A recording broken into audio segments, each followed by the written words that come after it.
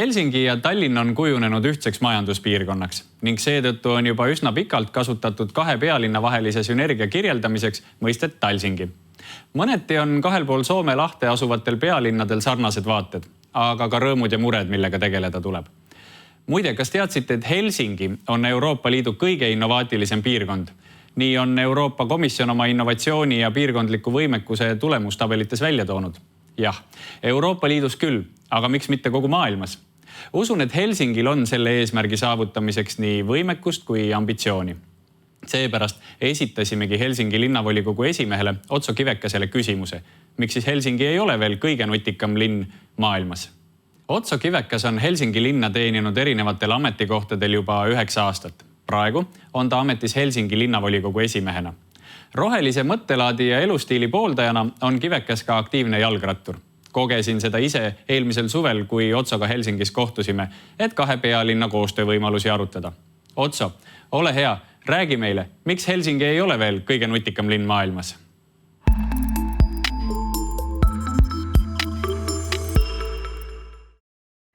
Tere hommikust and greetings from rainy Helsingi on the other side of the bay. I'm Otso Kivekäse, the chairman of City Council in Helsinki, the Finnish capital you might have heard about. As I said, it's a bit rainy here, and honestly, no one comes here for the weather. We hope people might come to Helsinki because things work quite well here. We aspire to be the most functional city in the world.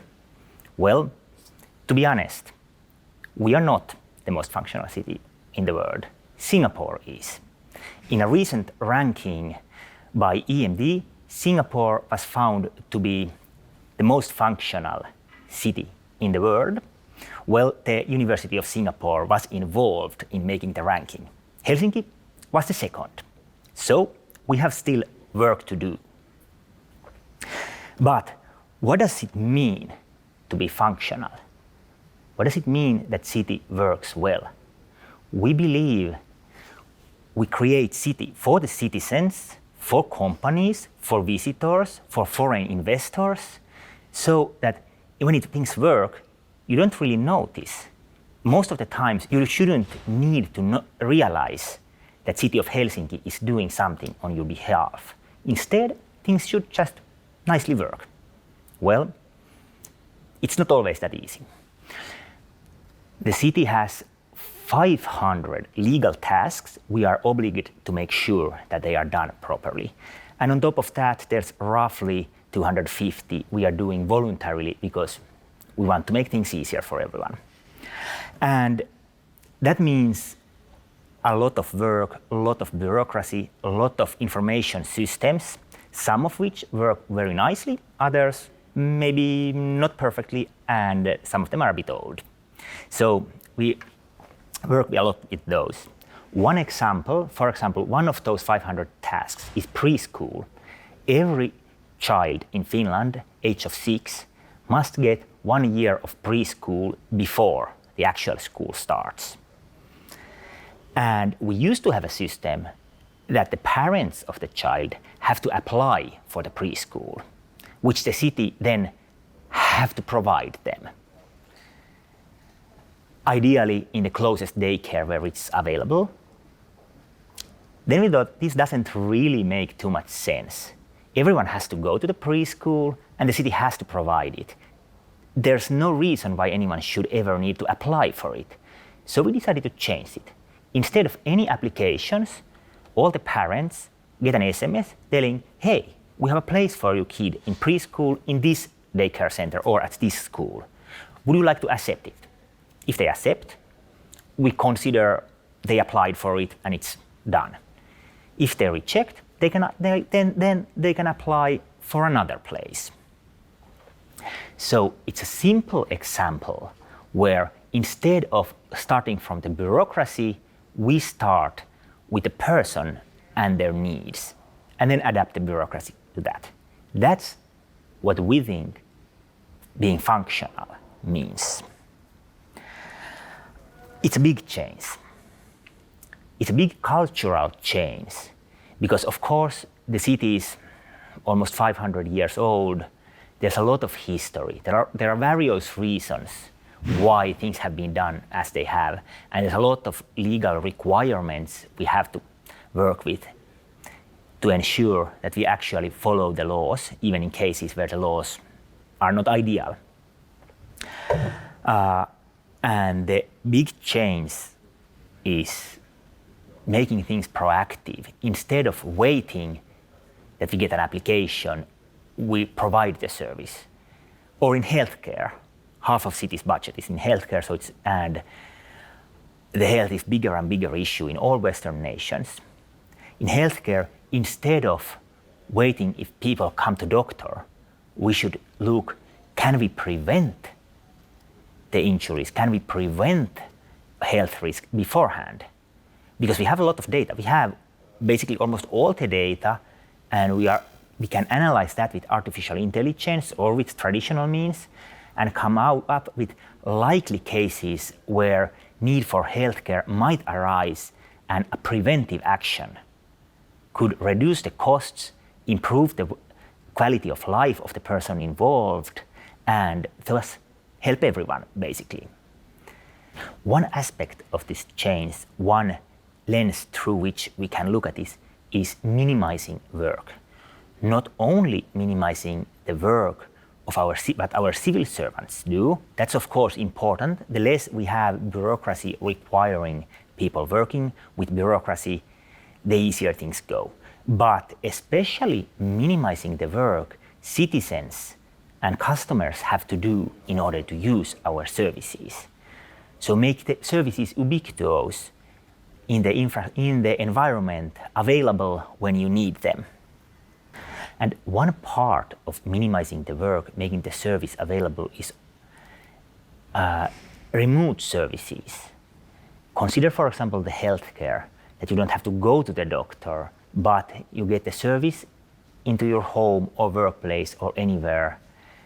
Not that the doctor comes there, but for example, you have a chat, which is a lot less work for everyone involved.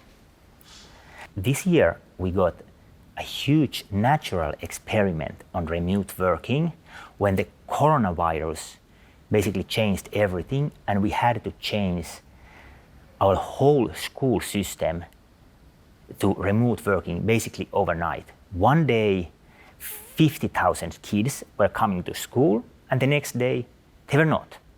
And still, the city is required to provide them the school. Only this time, we had to find the ways to do it without physical interaction.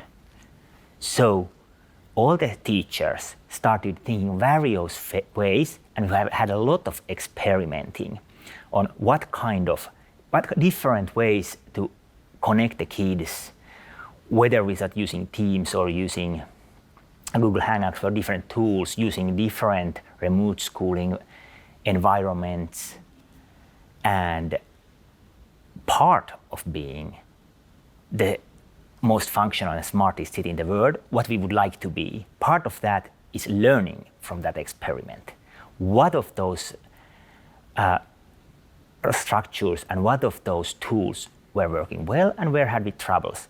And especially, what's the role of how we keep all the kids with us so that we don't lose some of the kids, but everyone actually gets the education and feels part of the class and part of our city. And we are doing some research on that. Unfortunately, I don't have the results yet, but that is key part on this change. One of our key strategies to smart city is my data. It's a philosophy and principle of handling the data in a human-centric way, starting with thinking about the person this data is about. So it's not whether who owns the data, but who is it about, that the person should have the most rights. My data approach has a lot of advantages. It has the civil rights advantage that people have the right to their own data. I can see the data that is about me, and I can change that. I can delete it in some cases. I can share it to other services where I like. It's of course GDPR, but it's also more than that. But then at the same time, another advantage is from enabling business, because it makes it possible to create also private services which utilize this data with the permission of the people involved. We have a huge amount of data about the citizens in Helsinki, in various city parts, and ideally we would like to offer all or most of that data available as a platform, so that the citizen of Helsinki can take his data and provide it to a service provider to get additional services utilizing that data. On a bigger picture, we are not doing this alone. No one can create the smartest or most functional city in the world alone, neither Helsinki, nor Singapore, nor Tallinn, but it's about cooperation. We cooperate a lot with private sector, of course. We have a lot of companies doing great work on various aspects, on healthcare, on schooling, on public infrastructure, and we want to work more with them. Then, of course, we have to work with the state. For example, in immigration, as I said, no one comes here for the weather, but they might come to work here because the city works so well. So we would like it to be as easy as possible to move to Helsinki. Unfortunately, there is still some work to do also on that. The processes of immigration to Finland are a bit slower and more bureaucratic than I would like. So we work together with the state on that. And then, of course, we work with other cities. For example, with the city of Tallinn, Helsinki and Tallinn together create a twin city on the Gulf of Finland, where we believe people, services, companies, everything should move smoothly between the cities. We have the actually biggest passenger port in the world in Helsinki, because the traffic between Helsinki and Tallinn is like no other ship traffic in the world. And I believe that's part of our common future, where perhaps Helsinki and Tallinn together could be the most functional city in the world. Thank you.